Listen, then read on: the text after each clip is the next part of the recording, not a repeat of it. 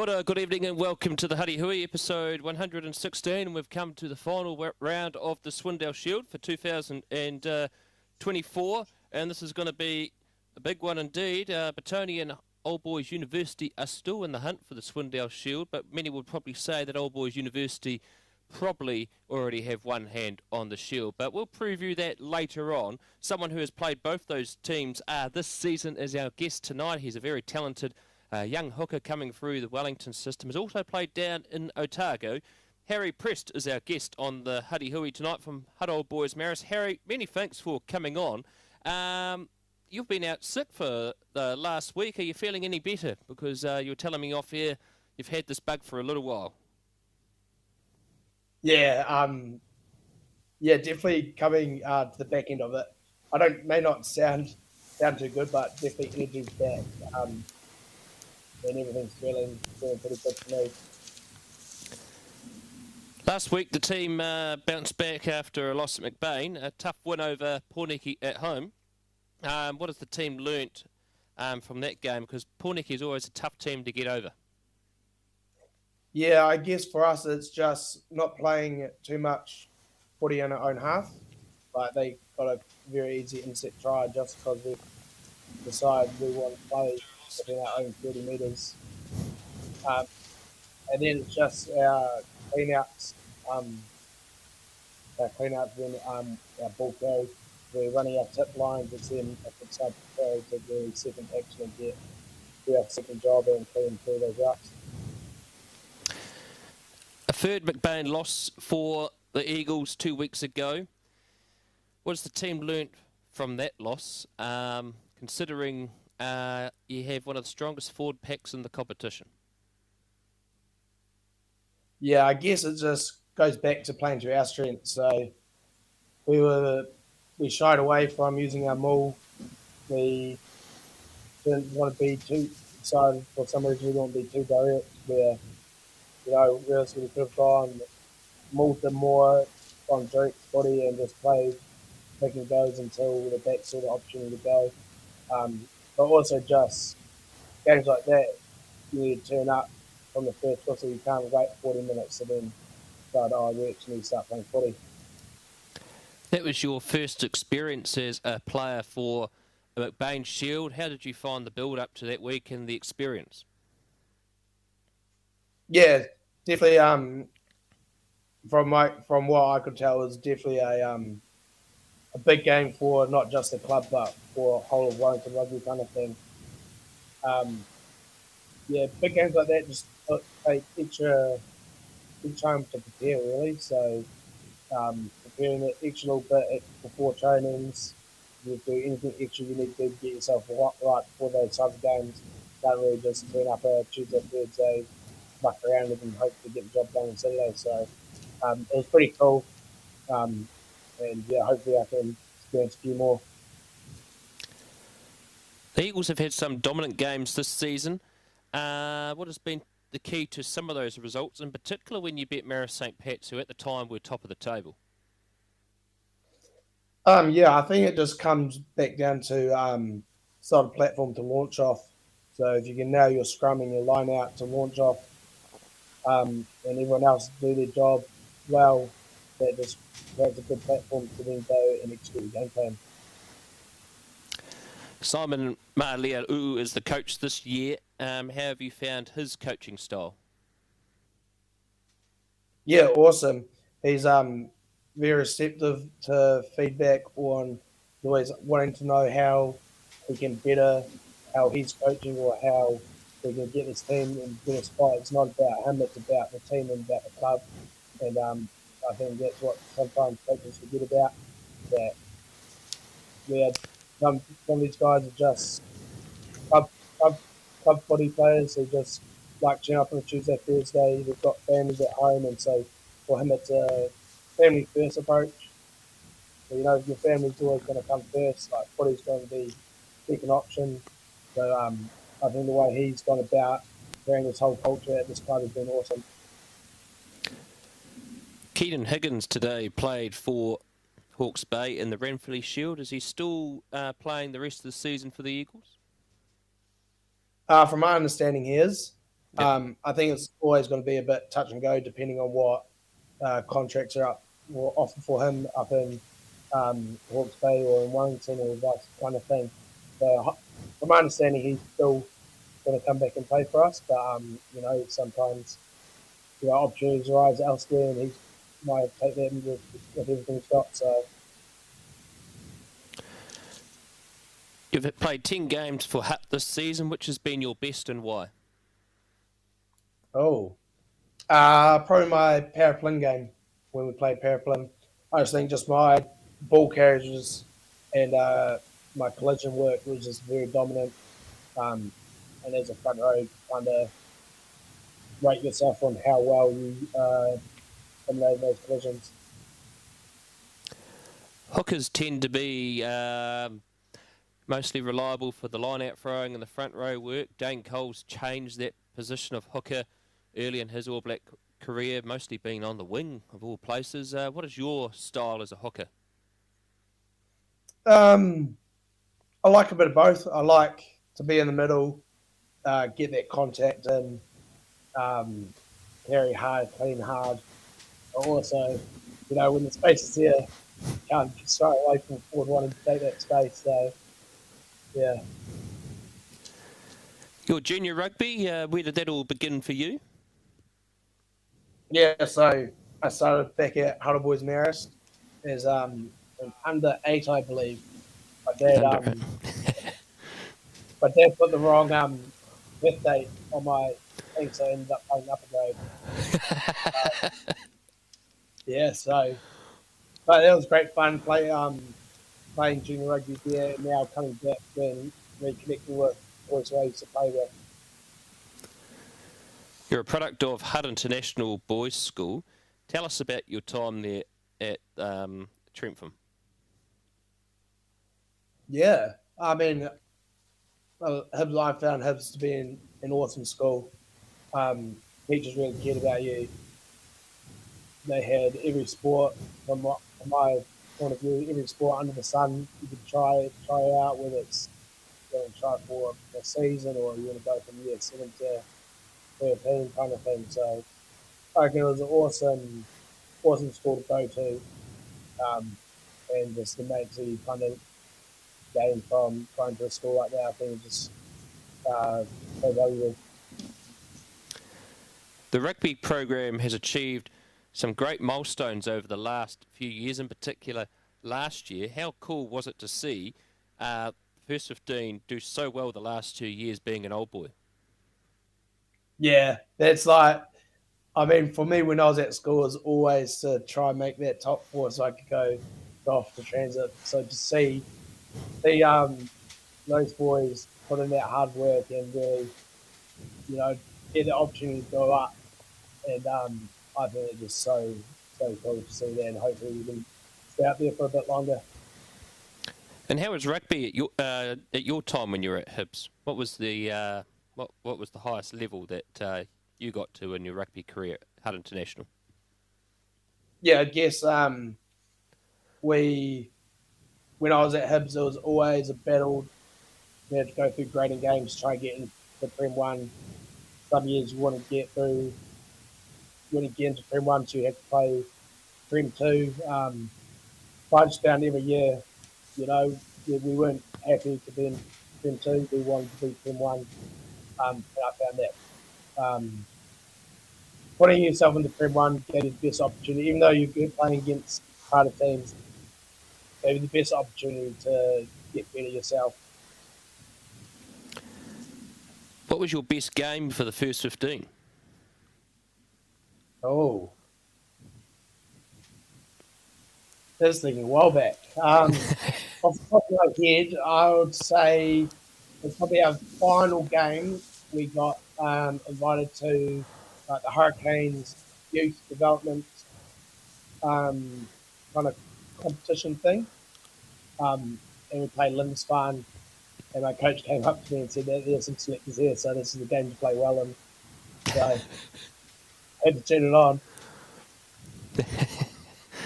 Now, what are some of the key games or traditionals that Hibs have? Because Silverstream, Wellington College, we all know about them. But what are some of the key matches that Hibs always look up to on the rugby field?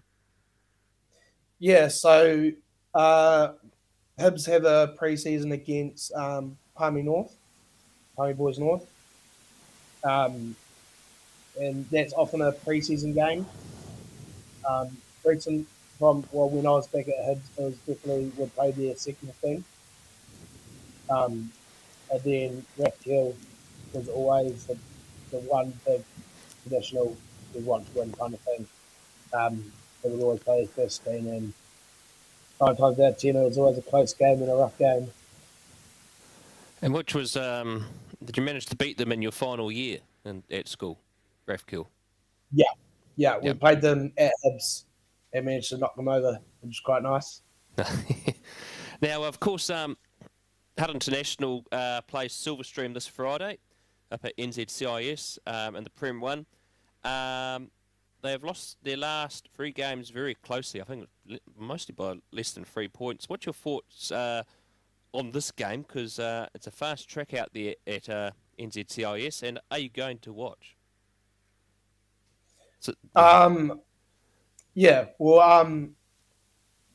I think always going to be Hibs just going to try to slog it out like they always do, play Hibs footy, try to run them around ragged as they get that Hibs. Well, that's when I was there, Hibs style footy.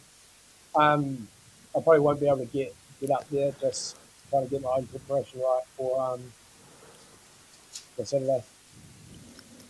Now, also, another sport you also played at that time was water polo as well. Tell us about playing rugby in water.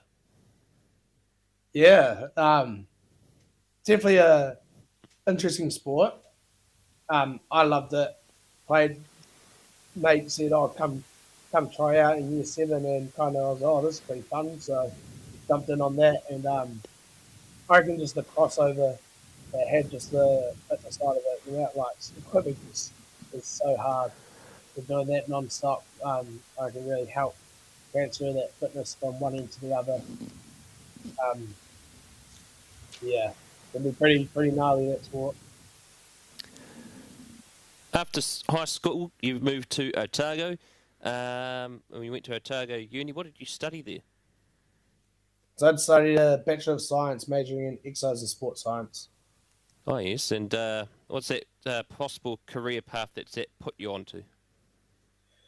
I guess with that degree, it can be quite limiting sometimes.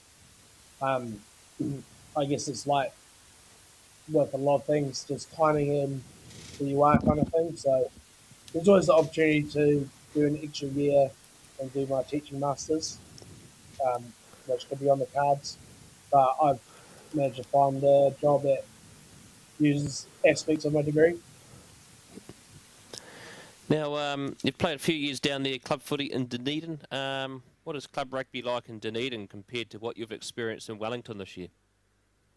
Yeah, definitely different. I personally found club rugby in Dunedin to be a lot faster, where Wellington very more physical. I say that due to the age difference. Like the average age in Premier Rugby in Dunedin is probably about 21, 22. I think a lot of young students in there where Wellington I find, except for ODU maybe, a lot in older age. We've got that bit of the man strength coming through. So definitely hit a bit harder compared to Dunedin. You played for University of the Dunedin Sharks. Tell us about those 2 clubs you played for. Yeah, spent 2 years at Otago Uni. Enjoyed that club. Enjoyed the boys there, but when there's a Honda's hooker sitting right in front of you, Yep. always playing club, it's pretty hard to get your crack. So they were very supportive and understanding my move to Dunedin Sharks, and the Sharks I absolutely love. They're top class there. That's another family first club. They've always had my best interest in heart. And I would just always want the best for that club. And a few years ago, they celebrated their 150th from memory. You managed to get involved in those celebrations? Yeah, I think the 150th I was still at uni. Oh, you're still at uni, yeah. Yeah, I remember playing them that year, and I think that's probably my worst game because I think I missed every tackle Oh, no. against. Yeah, so everyone has those type of games, but that's all right. And last year in 2023, Dunedin Sharks went up against Southern in the final. There was a lot of build-up to that final. Tell us about that last year. Yeah, I guess we had our head coach who headed away to Europe for a wedding a few weeks prior. So we had our other coach, Gav Henry, come in and really take over the reins.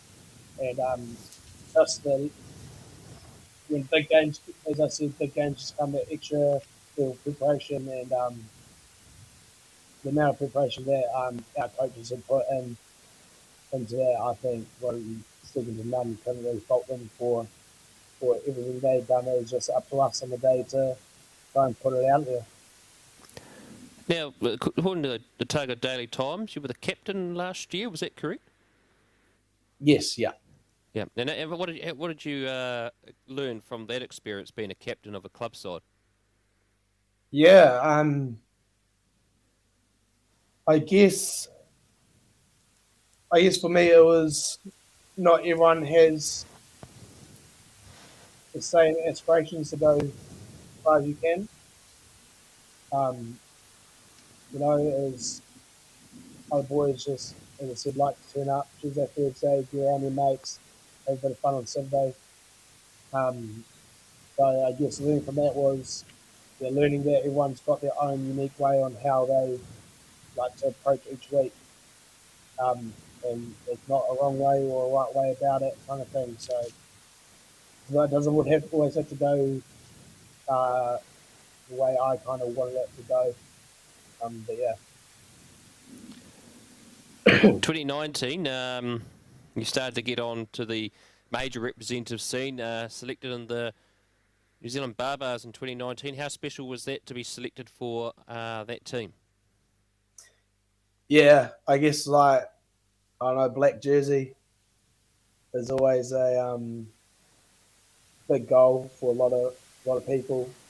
And, to get told that I'm going to get my opportunity is something I'm never going to forget. I may not get. I'm going to do everything I can to try to get to the All Blacks, but to know that I've represented my country in the best way I can, I think it's just something I'll never forget and always be proud of. Down in Otago, you also were part of the Otago Academy. How did that selection come about? Yeah, so I was there my first and second year. I wasn't in the academy. I was just playing club footy, trying to get my way into the academy. And then a new academy manager took over, Ryan Bandry, and he approached me one day after I come back from the 20s. And he just asked, he said he's taking over the academy and asked if I was in it. I said, no, I wasn't. And he said, well, you are now. So, yeah, I mean, it's always great to hear. As I say, I'm awesome. And then just using those resources there to better my game was pretty good, awesome. Now, of course, being part of the academy, you get to work closely with the NPC program. Did you manage to run out for Otago at the NPC level? Yeah, in my third year, so that was 2022, I managed to debut for Otago against Manawatu. Yeah, it was a pretty cool experience. Like a kid in the candy store, just rode out, wanting to try to do everything I could. But yeah, walked into the changing rooms afterwards and coached on the big league. So yeah. How many games have you played for Otago after your debut? So I did 2 pre-season games, and then just that one actual cap. Also, New Zealand Highlanders under 20s. You were part of that tournament up in Taupo. What's it like going up there for a week in Taupo and learning about a professional lifestyle? Yeah, it's very full on.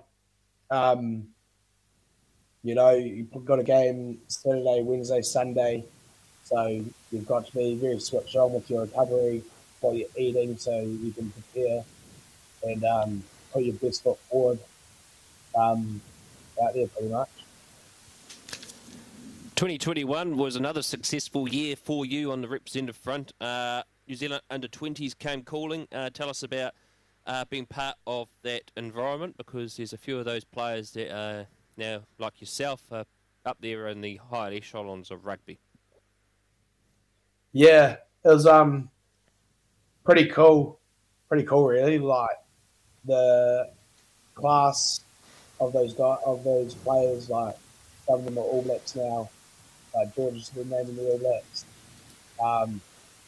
Most of them are playing Super Rugby, if not at least NPC. They just rub shoulders with some really top quality rugby players and top quality boys. It's pretty cool. Now, one of the oldest representative teams in New Zealand is the New Zealand Universities side, which university clubs select players from. You earned selection in 2021. What did this campaign involve?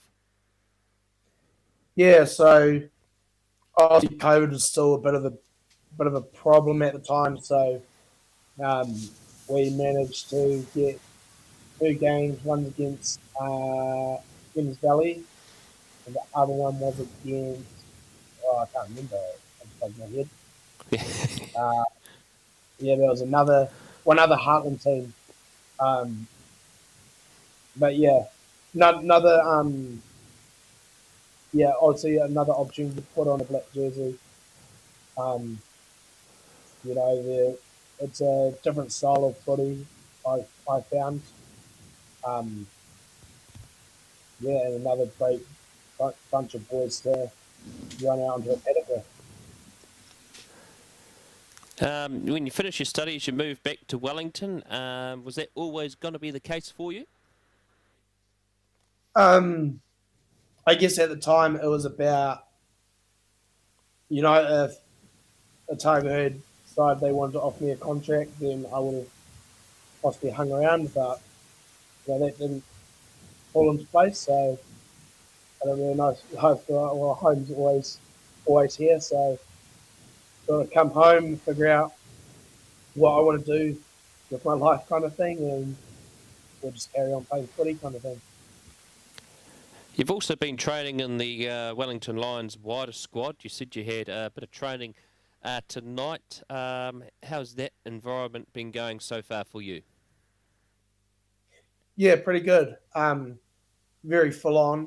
Club training Tuesday, net training Wednesday, and then club training again Thursday and playing Saturday. So definitely full on. But getting coached from NPC coaches, you don't get that every day. So I'm just trying to be a sponge and just take up everything I can. And how do you manage that, training club and then also academy, and then what you do during the week as well? How do you manage all that? Yeah, I guess it just, for me, it comes back to just how well I can recover. Am I eating the right foods? Am I hydrating enough? Am I getting enough sleep? Just knowing the big blocks, so then I can really go attack the week from Monday to Friday or Monday to Saturday.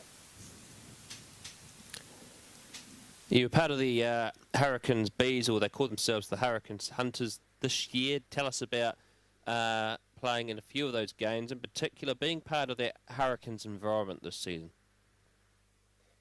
Yeah, it was very cool. I remember turning up to training and for them coming up and shaking my hand and then introducing themselves. So I was like, that's right, guys, I see you on TV all the time. I know your names. So it was very cool to train with a professional team like them, and then get to actually run out with a full. I think everyone in that starting playing lineup was a fully contracted with the players, so just the skill set and everything was unreal. You got to play against the New Zealand under-20s before they hopped on the plane to the under-20s rugby championship. Hurricanes Hunters won that day, but what was it like going up against a side that you used to play for a few years ago? Yeah, it was interesting. I mean, I found it a bit different because obviously I had professional rugby players right next to me playing against them, so um, but I think that it was anything I remembered putting on that black jersey, just puts on that bit of a tingle, and so you play a little extra hard.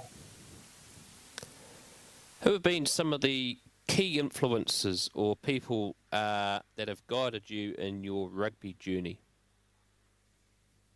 Matt Sexton would probably be one of them. He really kind of took me at school and showed me the ropes on how to be a hooker, how to throw, kind of gave me the tools to, uh, gave me the tools that I need to really um, do something with the sport. Now, it's the last round of the Swindale Shield. Hutt have a massive game away this Saturday, against Oriental Rongotai at the Polo Ground.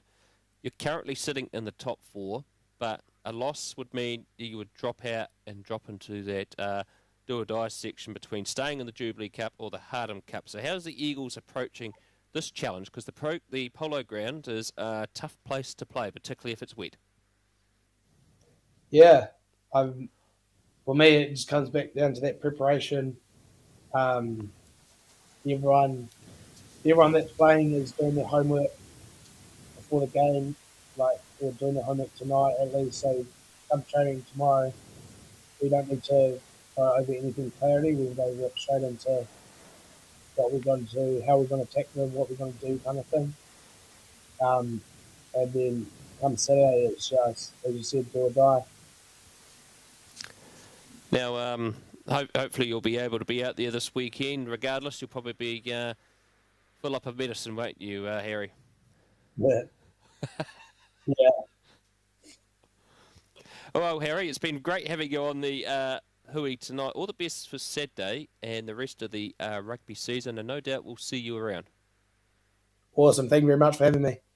Cheers, Harry. That is Harry Press, the hooker for Huddy Boys Marist, and of course he had a great successful time down in Dunedin playing club footy down there, and also getting the opportunity to play for Otago in a game. So we're just going to come around to previewing this weekend's fixtures, and we're just going to call in our guest now. We're going to be having Ollie Mickey on tonight. He's a premier referee.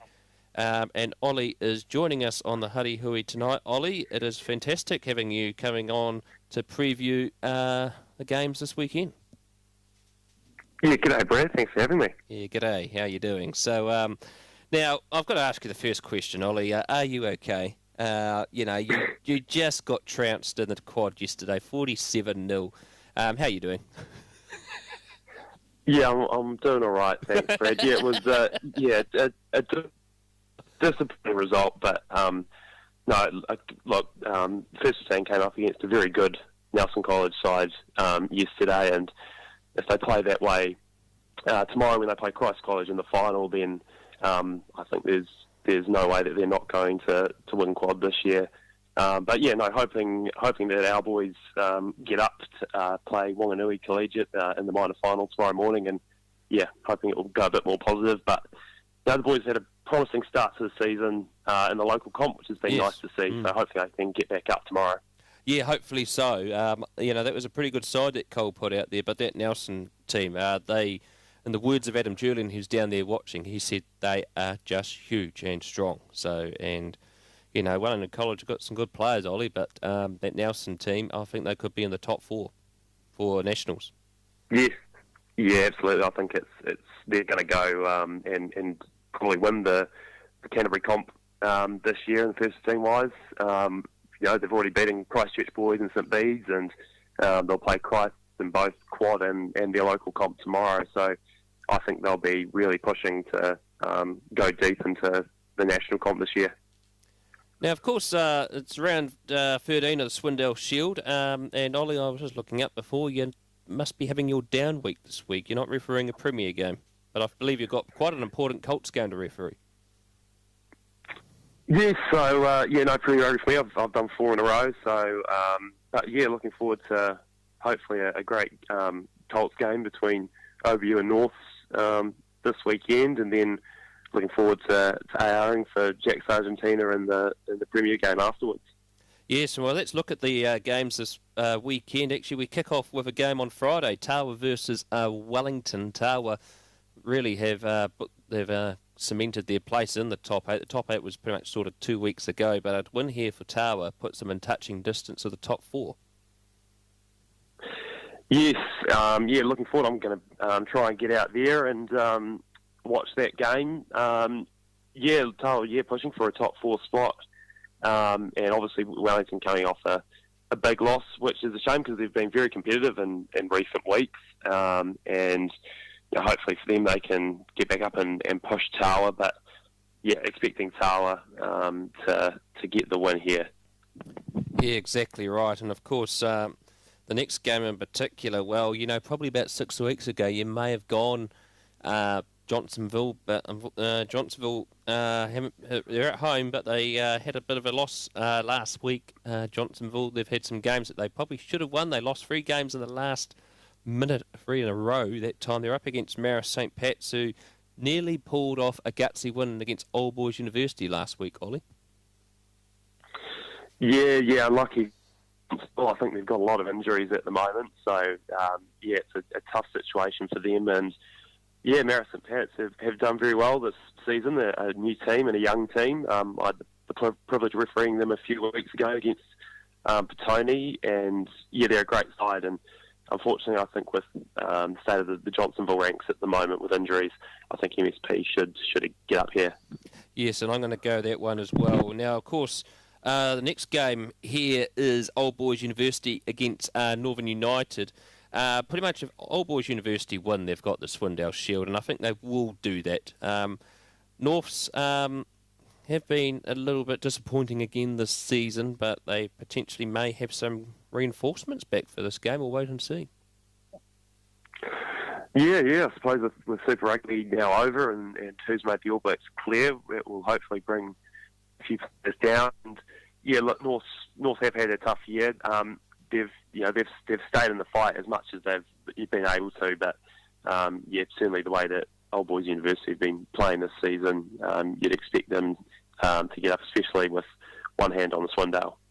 Yeah, exactly right. And of course, the next game our guest is playing in this one, hopefully if he gets over his cold, is Orrington Rongotai versus Hutt Boys Marist out at the Polo Ground.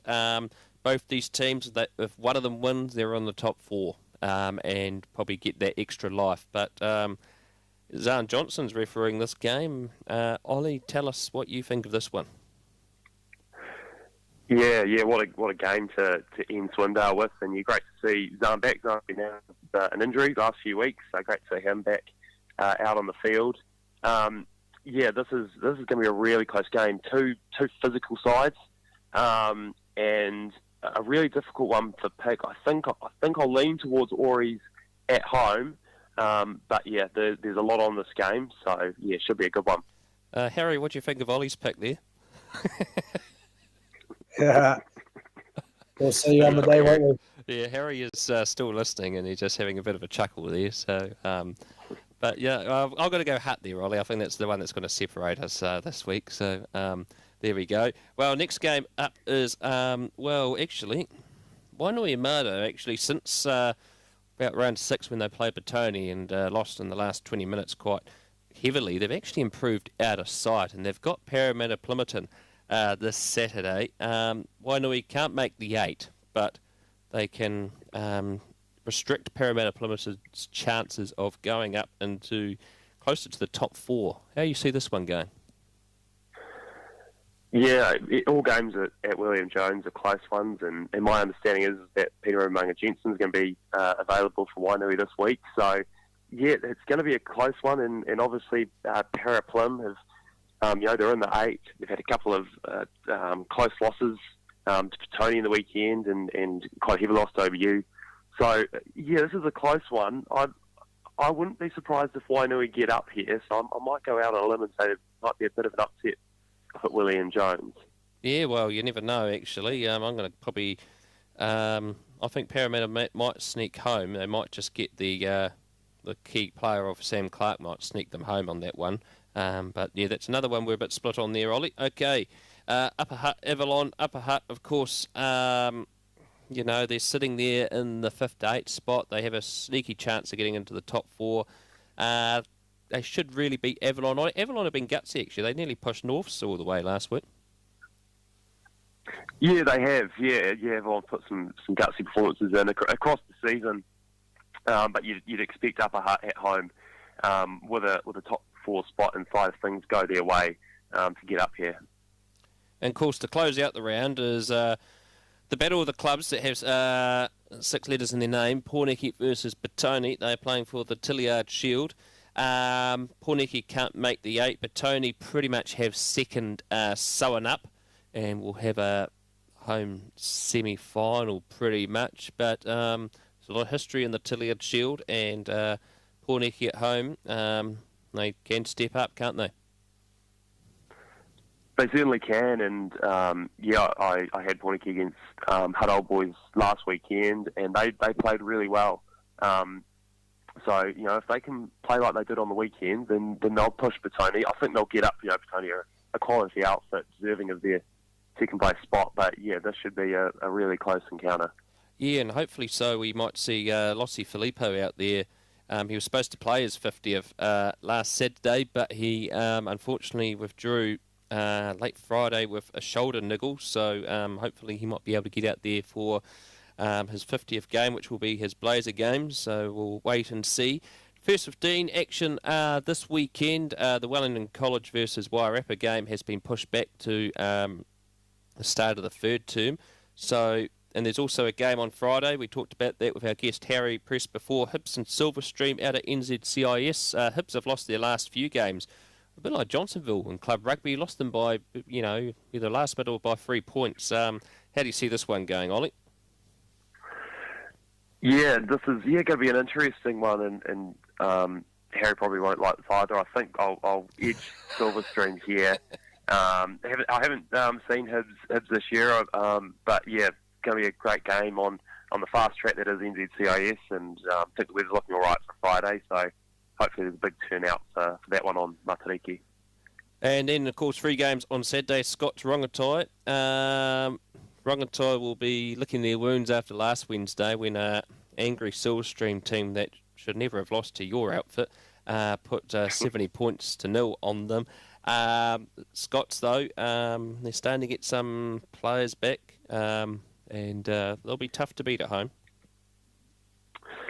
They will be, yeah. That result for Rongotai against Stream last week was, quite stark, and not expecting that. Certainly seeing them play against Wellington College, they looked really good for a lot of that match. So, going to be a close one. Probably Scots at home, but hopefully Rongotai gives them a good push.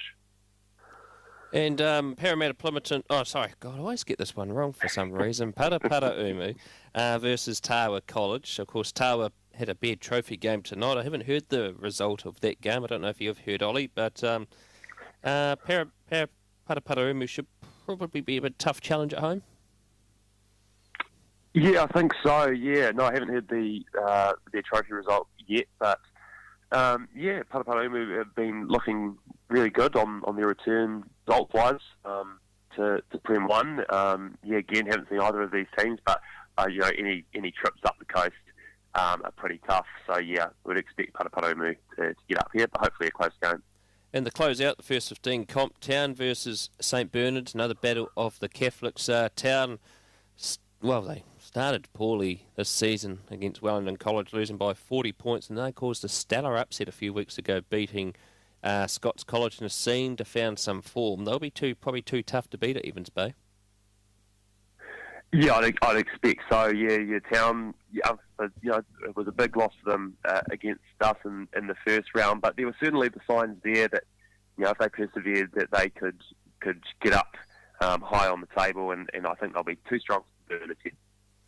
Now, just before we go, Ollie, there was some sad news that came through this afternoon within the New Zealand referee ranks. I knew this person through refereeing back when I was refereeing, and I met him in 2018. Damien McPherson, as a referee from the Poverty Bay in Gisborne, was in the New Zealand referee squad, refereed a few Heartland games.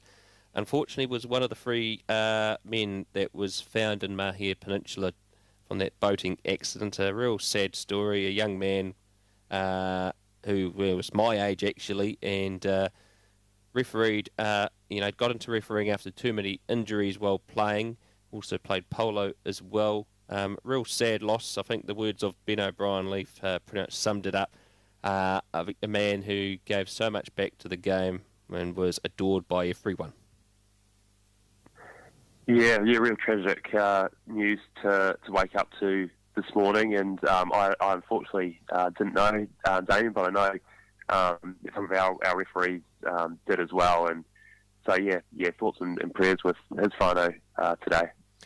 Yes, exactly. Rest in peace, Damien, and condolences out to his family, friends, and also to the Poverty Bay rugby community. Ollie, well, go well for your game on Saturday for Colts, and many thanks for coming on and all the work you do on Huddy Sports in particular. You've helped us out a number of times, so many thanks.